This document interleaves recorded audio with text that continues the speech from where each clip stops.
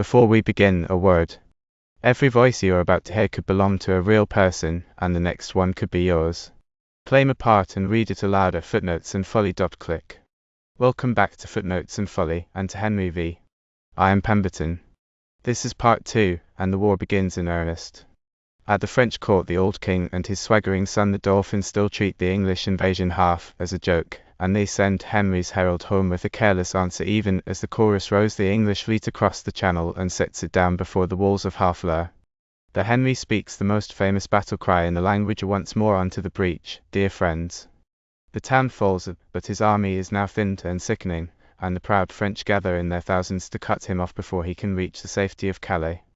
We shall also have a lighter scene: the French princess Katharine, sensing which way the wind blows, sitting down to learn a little broken English, and a darker one, the hanging of Henry's old tavern friend Bardolph for robbing a church. Let us go on. Trumpets sound. The French king enters in his palace with the Dauphin, the Dukes of Berry and Brittany, the Constable, and others. So the English come against us with their full strength, and it deeply concerns us to answer them with a royal defence. Therefore the Dukes of Berry and Brittany, of Brabant and Orleans, must move out, and you, Prince Dauphin, must go with all speed to strengthen and repair our fortified towns with brave men and all means of defence. England advances on us as fiercely as water rushes into the pool of a gulf. We must be as watchful as fear can teach us from recent examples left by the deadly and neglected English upon our fields.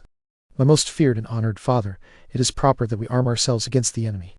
Even peace itself should not make a kingdom so dull that, though no war or no quarrel were expected, defences, musters, and preparation should not be maintained, assembled, and gathered as if war were looked for. So I say it is right that we all go out to inspect the sick and weak parts of France. And let us do it with no show of fear, no more than if we heard England was busy with a wits and morris dance. For, my good liege, England is so idly ruled, her sceptre so fantastically carried by a vain, dizzy, shallow, changeable youth, that she does not deserve fear. Peace, Prince Dauphin. You are greatly mistaken in this king. Ask the recent ambassadors with what great dignity he heard their embassy, how well he was supplied with noble counsellors, how modest he was in reply, and yet how terrible in steady resolution. You will find that the follies he has already spent were only the outward covering of a Roman Brutus, hiding judgment under a coat of foolishness, as gardeners hide the roots with dung that will first spring up and prove most delicate. Well, my Lord High Constable, it is not so. But even if we suppose it so, it does not matter. In matters of defence, it is best to measure the enemy as stronger than he seems, so the proper scale of defence is filled out. A weak and stingy estimate, like a miser, spoils its own coat by saving a little cloth. Let us think King Harry strong, and princes, see that you arm yourselves strongly to meet him. His family has tasted our blood before. He is bred from that bloody line that haunted us even in our familiar paths. Remember our too memorable shame when the battle of Crécy was fatally struck, and all our princes were captured by the hand of that dark name, Edward, Black Prince of Wales, while his mountain-like father, standing on a mountain, high in the air and crowned with the golden sun, saw his heroic son and smiled to see him mangle nature's work and deface the patterns that God and French fathers had spent 20 years making. This man is a branch of that victorious stock, and we must fear the native greatness and destiny in him. A messenger enters. Ambassadors from Harry King of England ask admission to your majesty. We will give them audience at once. Go and bring them in. You see, friends, this chase is hotly followed. The messenger and certain lords leave. Turn back and stop the pursuit.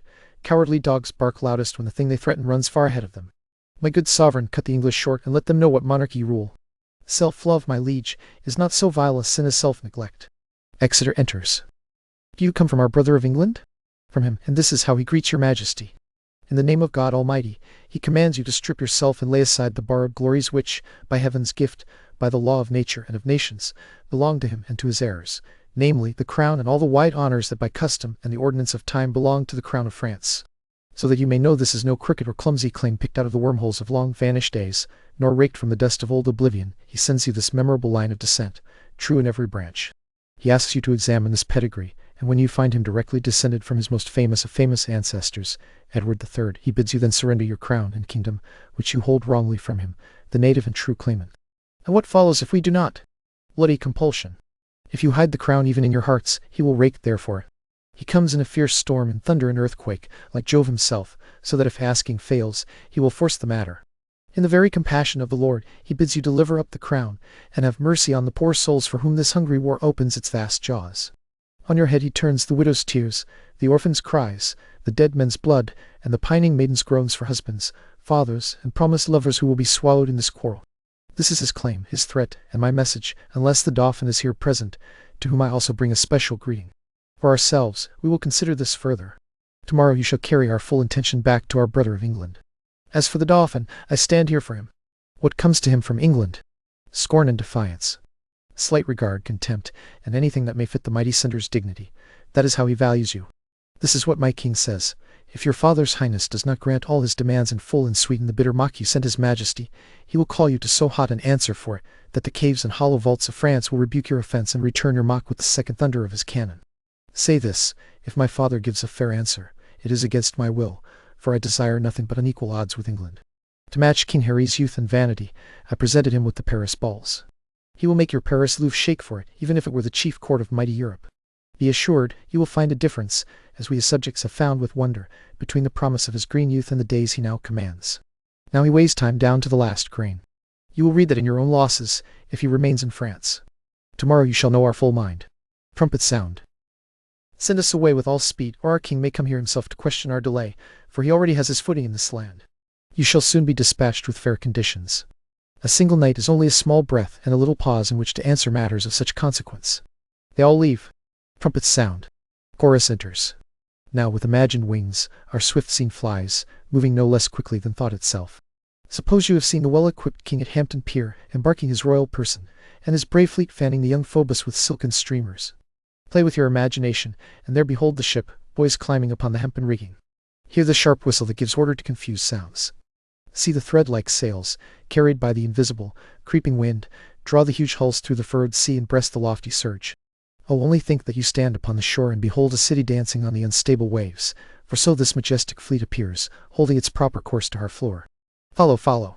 Fasten your minds to the sterns of this navy, and leave your England, still as dead midnight, guarded by grandfathers, babies, and old women, either past strength or not yet come to it. For who is there, whose chin is enriched with even one visible hair, who will not follow these chosen and carefully selected cavaliers to France? Work your thoughts, and in them see a siege. Behold the cannon on their carriages, their fatal mouths gaping against encircled our floor.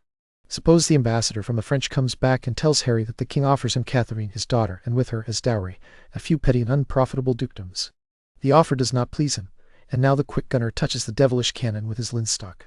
An alarm sounds and cannon chambers fire. And down goes everything before them. Still be generous, and make our performance complete with your mind. Chorus exits. In France, before our floor, the alarm sounds. King Henry enters with Exeter, Bedford, Gloucester, and soldiers carrying scaling ladders.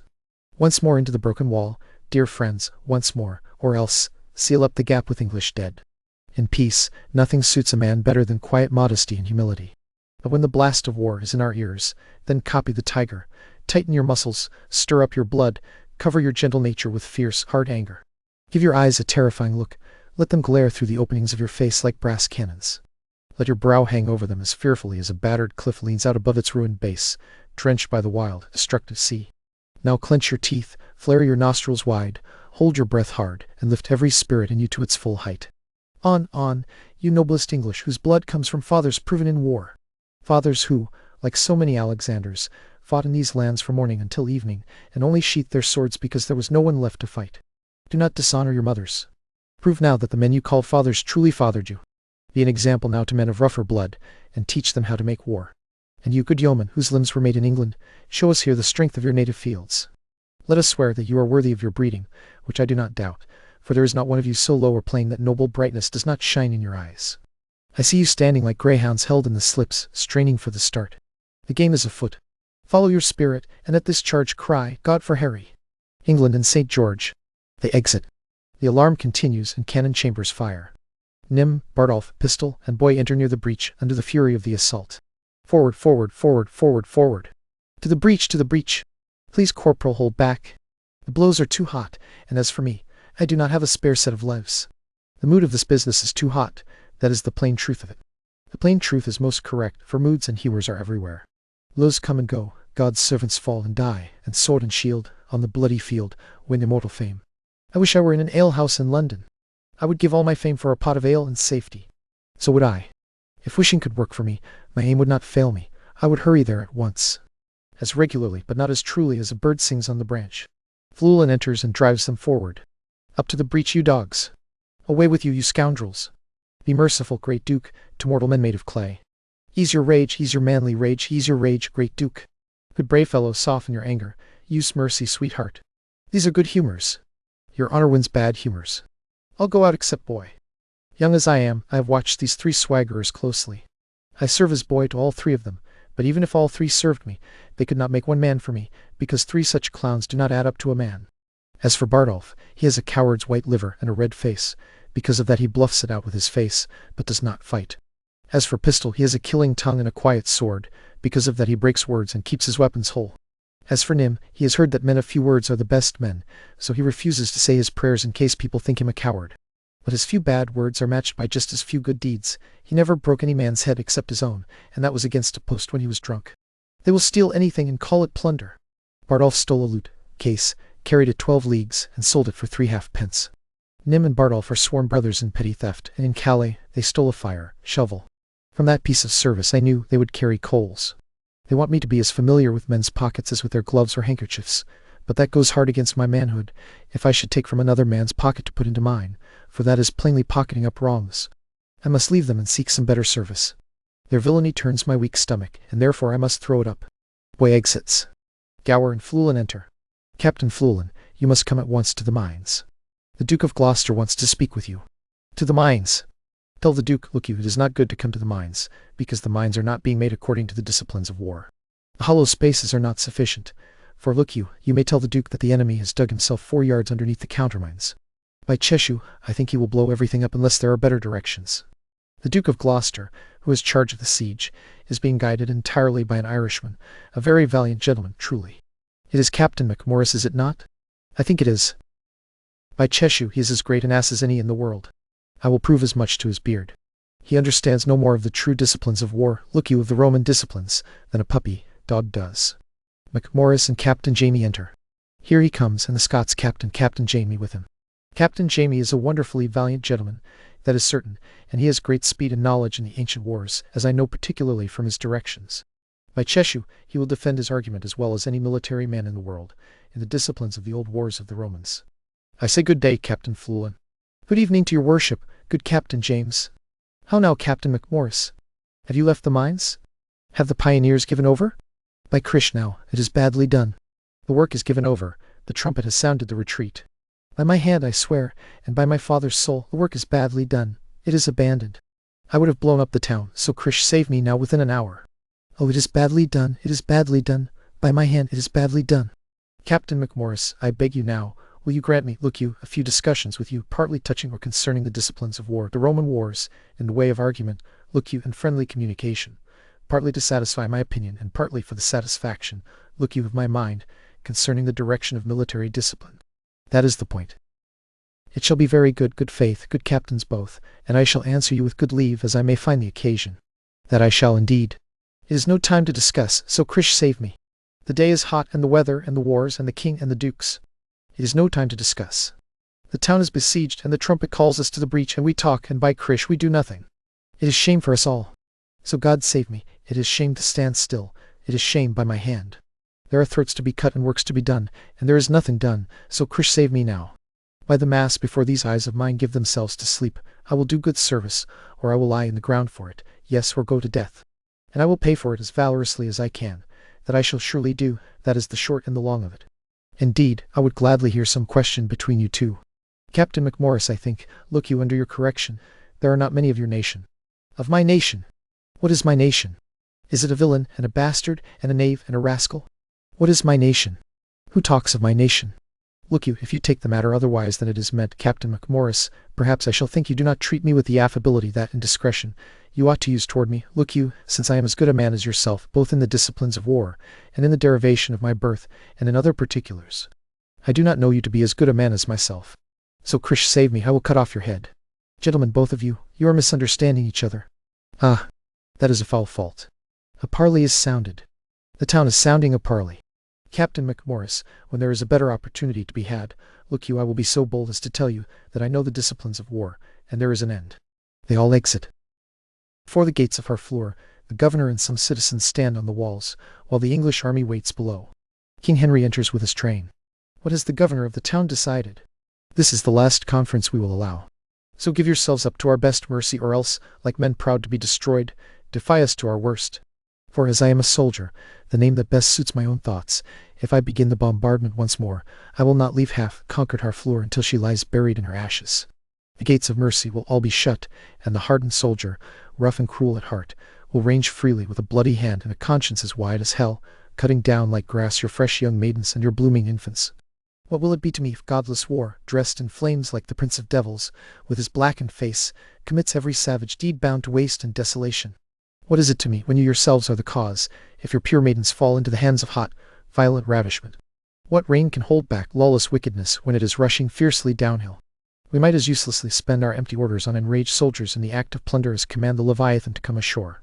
Therefore, you men of Harfleur, take pity on your town and on your people while my soldiers are still under my command, while the cool temperate wind of grace still blows over the filthy, contagious clouds of rash murder, plunder, and villainy. If you do not, then in a moment expect to see the blind and bloody soldier, with foul hand, defile the hair of your shrieking daughters, your fathers seized by their silver beards and their reverend heads dashed against the walls, your naked infants stuck upon pikes, while the maddened mothers, confused by their own howling, break the clouds with their cries, as the wives of Jury did when Herod's blood-hunting slaughterman came. What do you say? Will you yield and avoid this, or, guilty in your defense, be destroyed in this way? Our hope ends today. The Dauphin, from whom we asked rescue, sends word that his forces are not yet ready to raise so great a siege. Therefore, great king, we yield our town and our lives to your gentle mercy. Enter our gates, do what you will with us and all that is ours, for we can no longer defend ourselves. Open your gates. Come, Uncle Exeter, go in and take Harfleur, remain there and fortify it strongly against the French. Show mercy to them all. As for us, dear uncle, with winter coming on and sickness growing among our soldiers, we will withdraw to Calais. Tonight we will be your guest in Harfleur. Tomorrow we are prepared for the march. A flourish sounds. The king and his train enter the town. In the French king's palace, Katharine enters with Alice, an old gentlewoman. Alice, you have been in England, and you speak the language well. A little, madame. Please teach me. I must learn how to speak it. What do you call la main in English? La main? It is called the hand. The hand. And the fingers? The fingers? By my faith I forget the fingers, but I will remember. The fingers? I think they are called de fingers. Yes, de fingers. La main de hand, les doigts de fingers. I think I am a good scholar. I have learned 2 English words quickly. What do you call the nails? The nails? We call them de nails. De nails. Listen, tell me if I speak well. De hand, de fingers, and de nails. That is well said, madame. It is very good English. Tell me the English for the arm. The arm, madame. And the elbow? Delbow. Delbow. I am repeating to myself all the words you have taught me so far. It is too difficult, madame, I think. Excuse me, Alice. Listen. De hand, de fingers, de nails, d'arm, de bilbo. Delbow, madame. Oh, Lord God, I forget it. Delbow. What do you call the neck? De nick, madame. De nick. And the chin? De chin. De sin. Le col de nick, lament and de sin. Yes. With respect to your honor, truly, you pronounce the words as correctly as the natives of England. I do not doubt that I shall learn by God's grace, and in a short time. Have you already forgotten what I taught you? No, I will recite it to you at once. De hand, de fingers, de nails. De nails, madame. De nails, de arm, de elbow. With respect to your honor, de elbow. That is what I say, d'elbow, de nick, and de sin. What do you call the foot and the gown? De foot, madame, and de cown. De foot and de cown. O Lord God! Those are words with such bad, corrupt, gross, and indecent sound, not for ladies of honor to use. I would not say those words before the lords of France for the whole world. Foh! Le foot and le cown. Nevertheless, I will recite my lesson once more altogether.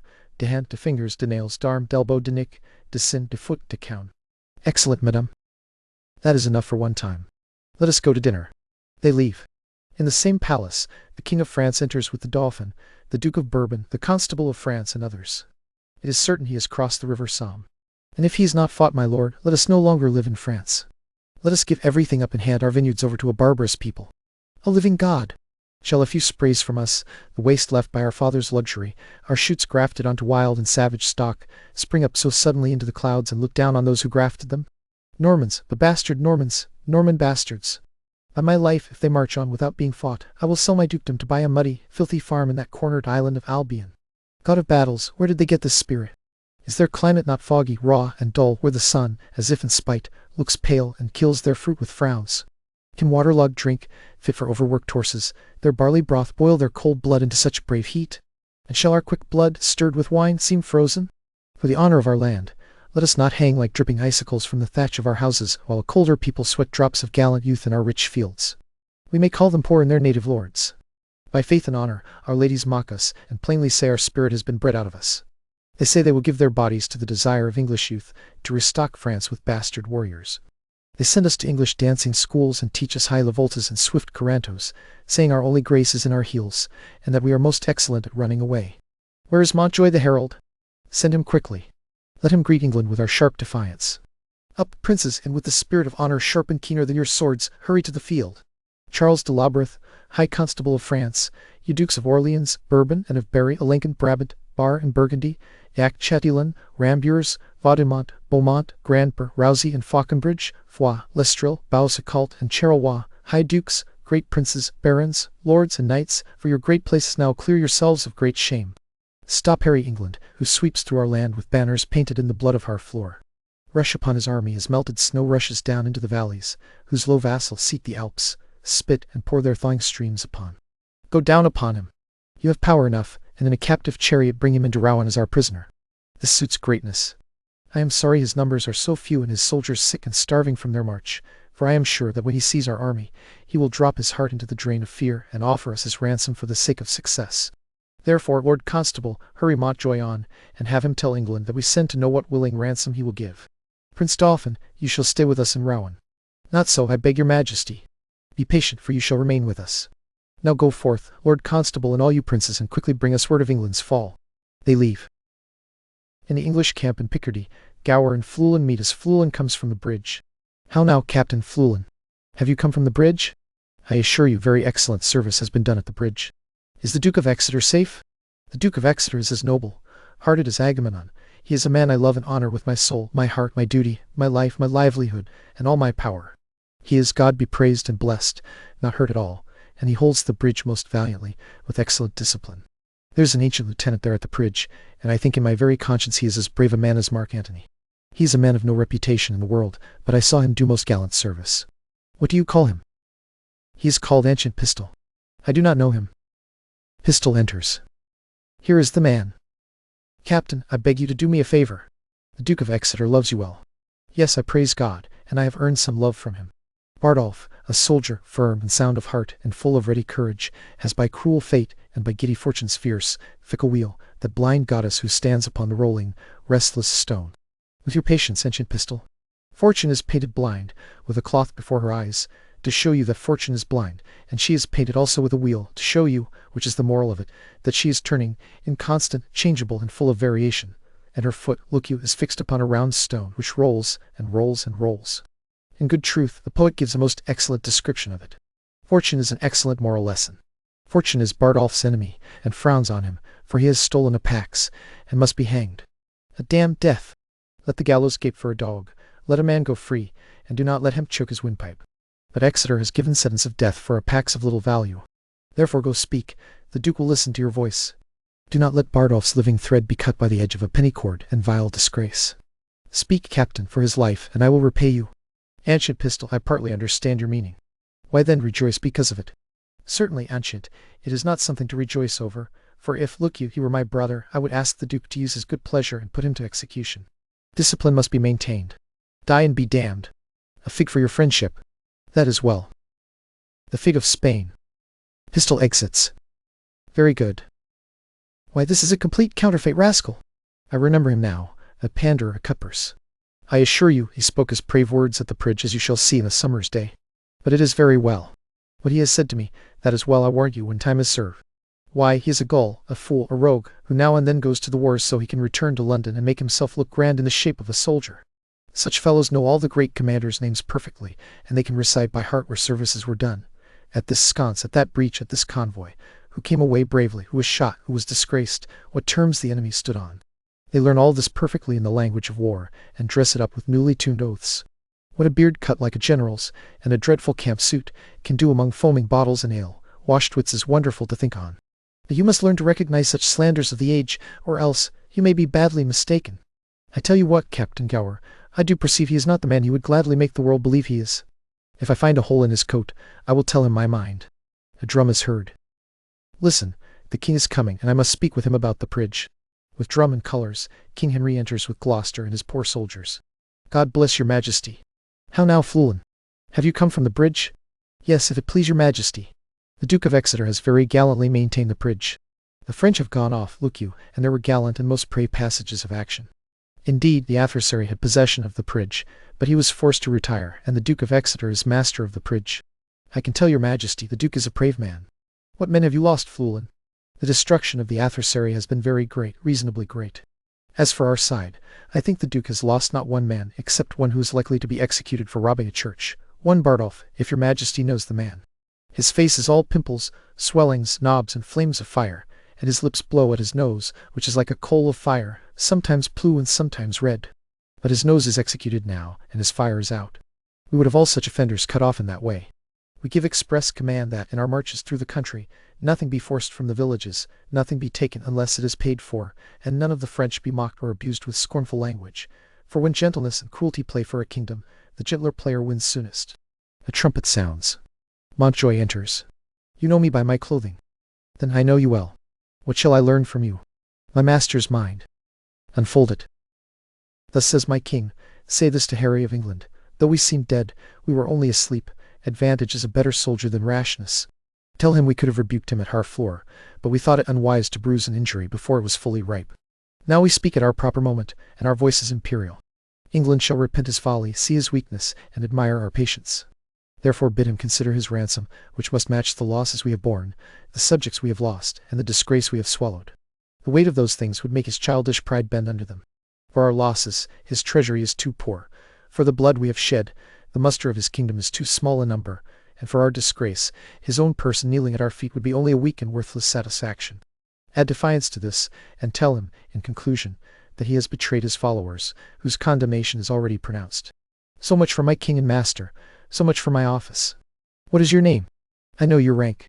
Montjoy. You perform your office fairly. Turn back, and tell your king I do not seek him now, but I would be willing to march on to Calais without being hindered, for to speak the truth, though it is not wise to confess so much to an enemy who has craft and advantage, my people are greatly weakened by sickness, my numbers are reduced, and the few I have are almost no better than so many Frenchmen. When they were in health, I tell you, Herald, I thought one pair of English legs could march against 3 Frenchmen. Yet forgive me, God, for bragging so. This air of France has blown that vice into me. I must repent. Therefore go tell your master that here I am. My ransom is this frail and worthless body. My army is only a weak and sickly guard. Yet with God before us, tell him we will come on, though France himself and another neighbor, just like him, stand in our way. There is something for your labor, Montjoy. Go bid your master think carefully. If we may pass, we will. If we are hindered, we shall stain your tawny ground with your red blood. And so, Montjoy, farewell. The sum of all our answer is only this: as we are, we would not seek a battle, and as we are, we say we will not avoid one. Tell your master so. I shall deliver it so. Thanks to your highness. Montjoy exits. I hope they will not come upon us now. We are in God's hands, brother, not in theirs. March to the bridge, it is now drawing toward night. Beyond the river we will make our camp, and tomorrow bid them march away. They exit. Constable of France enters the French camp near Agincourt with the Lord Ramdeurs, Orleans, Dauphin, and others. Tut! I have the finest armor in the world. I wish it were day. Your armor is excellent, but give my horses due. It is the best horse in Europe. Will morning never come? My Lord of Orleans, and my Lord High Constable, are you talking of horses and armor? You are as well supplied with both as any prince in the world. What a long night this is! I would not exchange my horse for any creature that walks on 4 pasterns. Ha! He springs from the earth as if his insides were made of hair. He is the flying horse, the Pegasus, with nostrils of fire. When I mount him I rise into the air, I am a hawk. He trots through the sky, the earth sings when he touches it. The lowest point of his hoof is more musical than the pipe of Hermes. He is the color of nutmeg, and as hot as ginger. He is a beast fit for Perseus. He is pure air and fire. The dull elements of earth and water show in him only when he stands patiently still while his rider mounts. He is truly a horse. All other nags may merely be called beasts. Indeed, my lord, he is a complete and excellent horse. He is the prince of palfreys. His neigh sounds like a monarch's command, and his very face compels homage. No more, cousin. No, the man has no wit who cannot, from the lark's rising until the lamb lies down, keep varying the praise my palfrey deserves. He is a theme as flowing as the sea. Turn every grain of sand into an eloquent tongue, and my horse would give every one of them matter to speak on. He is a subject for a sovereign to discuss, and for a sovereign to ride, and for the whole world, both the world we know and the world unknown, to lay aside its separate business and marvel at him. I once wrote a sonnet in his praise, beginning Wonder of Nature. I have heard a sonnet begin that way to a man's mistress. And they were imitating the one I composed to my courser, for my horse is my mistress. Your mistress carries well. Carries me well, which is the prescribed praise and perfection of a good and particular mistress. Yet yesterday, I thought your mistress gave your back a sharp shaking. Perhaps yours did the same. Mine was not bridled. Then she was likely old and gentle, and you rode like an Irish foot, soldier without French hose, in your tight breeches. You have fine judgment in horsemanship. Then take warning from me. Those who ride so, and do not ride carefully, fall into filthy bogs. I would rather have my horse as my mistress. I would as gladly have my mistress be a worn-out jade. I tell you, constable, my mistress wears his own hair. I could make as true a boast as that if I had a sow for my mistress. The dog has returned to his own vomit, and the wash sow to the mire. You can make use of anything. Yet I do not use my horse as my mistress, nor use any proverb so little related to the point. My lord constable, the armor I saw in your tent tonight are those stars or suns upon it. Stars, my lord. Some of them will fall tomorrow, I hope. And yet my sky shall not lack them. That may be, for you carry too many of them as it is, and it would be more honorable if some were gone. Just as your horse carries your praises. He would trot as well if some of your boasts were dismounted. I wish I were able to load him with all he deserves. Will it never be day? Tomorrow I will trot a mile, and my road shall be paved with English faces. I will not say that, for fear I should be faced out of my way. But I wish it were morning, for I long to be at the ears of the English. Who will gamble with me for 20 prisoners? You must first put yourself at hazard before you have them. It is midnight. I will go arm myself. Dauphin exits. The Dauphin longs for morning. He longs to eat the English. I think he will eat all he kills. By my lady's white hand, he is a gallant prince. Swear by her foot, so she may tread out the oath. He is simply the most active gentleman in France. Doing his activity, and he will always be doing. He never did harm, as far as I have heard. Nor will he do any tomorrow. He will keep that good name still. I know him to be brave. I was told that by someone who knows him better than you do. Who is that? Why, he told me so himself, and said he did not care who knew it. He need not care.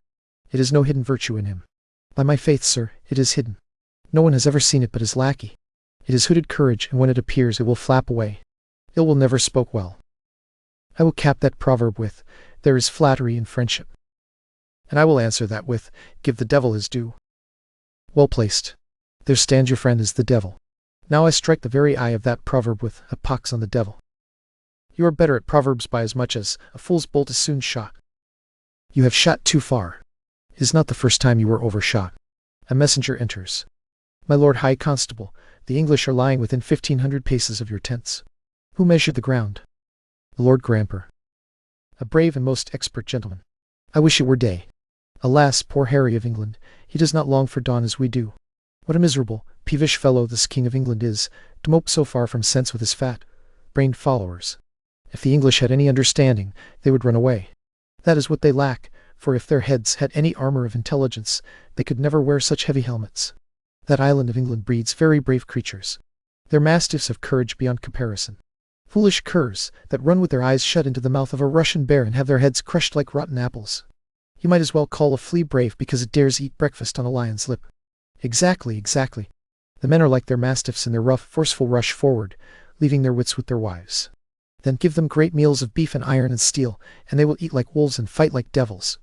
Yes, but these English are badly short of beef. Then tomorrow we shall find they have stomachs only for eating, and none for fighting. Now it is time to arm. Come, shall we set about it? It is now 2 o'clock, but let me see, by 10 we shall each have 100 Englishmen. They exit. Chorus enters. Now imagine a time when creeping murmurs and searching darkness fill the vast vessel of the universe. From camp to camp, through the foul womb of night, the hum of both armies sounds so quietly that the fixed sentinels almost hear the secret whispers of each other's watch. Fire answers fire, and through their pale flames each army sees the other's darkened face. Horse threatens horse with high, boastful neighs that pierce the dull ear of night, and from the tents, the armorers, fitting out the knights, with busy hammers closing rivets, sound the dreadful note of preparation. The country roosters crow, the clocks toll, and name the 3rd hour of drowsy morning. Proud of their numbers and secure in spirit, the confident and overeager French gamble away the low-valued English at dice and scold slow, crippled knight, who, like a foul and ugly witch, limps so tediously away. The poor condemned English, like sacrifices, sit patiently by their watchful fires and inwardly ponder the morning's danger, and their sad bearing, covering thin, lean cheeks and war-worn coats, makes them appear to the gazing moon like so many dreadful ghosts. Oh, now, whoever will behold the royal captain of this ruined band, walking from watch to watch, from tent to tent, let him cry, praise and glory on his head. For he goes forth and visits all his army, bids them good morning with a modest smile, and calls them brothers, friends, and countrymen. Upon his royal face there is no sign of how terrible an army has surrounded him, nor does he give one trace of color to the weary, sleepless night. Instead he looks fresh, and overcomes all blemish with a cheerful appearance and sweet majesty, so that every poor wretch, pale and wasting before, takes comfort from his looks when he sees him. Like a universal gift from the sun, his generous eye gives warmth to everyone, thawing cold fear, so that both low and noble, as far as our unworthiness can show it, behold a little touch of Harry in the night. And so our scene must fly to the battle, where, O pity us, we shall greatly disgrace the name of Agincourt with 4 or 5 vile and ragged foils, badly arranged in a ridiculous brawl. Yet sit and watch, understanding true things through these imitations. Chorus exits. And there we pause on the eve of the great trial. Henry has his town, but at a price. His men are few, footsore and sick, the French host swollen and confident before him, and the herald Montjoy has come demanding that the king name his own ransom rather than be slaughtered. Henry will not. Across the darkened fields the French lords lounge in their bright pavilions, mocking the ragged English, praising their own horses and armor, and wishing only that the sun would rise so they may begin the killing. And the chorus walks softly through both camps in the freezing small hours before the day that will decide everything. Next time, in part 3, a king in disguise among his soldiers, a prayer in the dark, and we happy few, the day of St. Crispin and the fields of Agincourt. Mind the footnotes, and beware the folly. One last thing before you go. There is a part on our stage still wanting a voice, and it may as well be yours. Come and read for us at footnotes and folio.click, and be in the next telling rather than only watching it. And before the lamp goes out, a small request. If something tonight taught you, or surprised you, or simply delighted you, do leave a comment and tell me what it was. And if there is a work, an author, or a tale you should like me to take up next, set it down there as well. I read every one, and many an episode has begun its life as a viewer's suggestion. Until next time.